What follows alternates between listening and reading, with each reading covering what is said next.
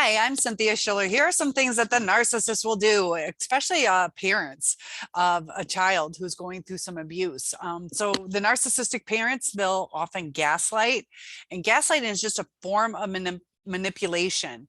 It causes people to start doubting their own memory. And that's done through lying, if they have persistent denial, misdirection on things, contradiction, and the narcissistic parent can also neglect the child's needs. They'll often devalue them. They withhold love, care, even attention to their special needs. So they're taking things away from the child. They're not giving things. They can also lie to the kids.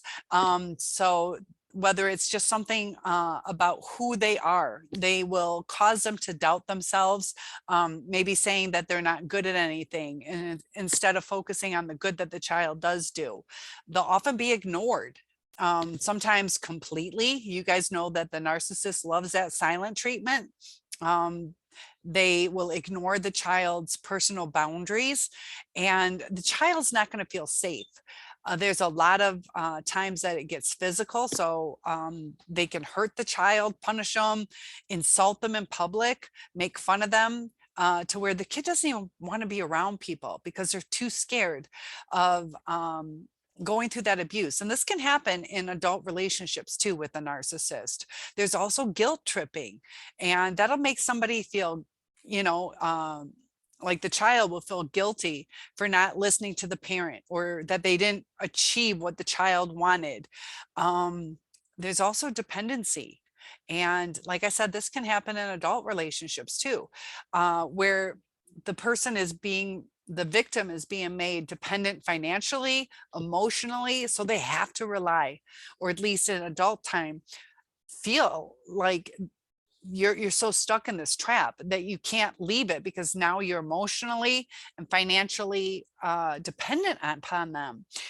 So be careful with the abusers, because there's that Stockholm syndrome, where you love your abuser because that's what is causing the pain. And after a while, with the intermittent reinforcement, they've created a trauma bond to where you feel dependent on that person, because of that trauma bond that they created.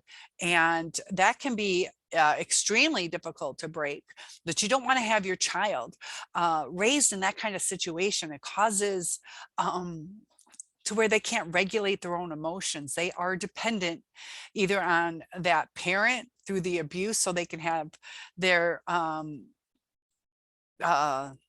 readjustment, where they don't know how to cope in the real world.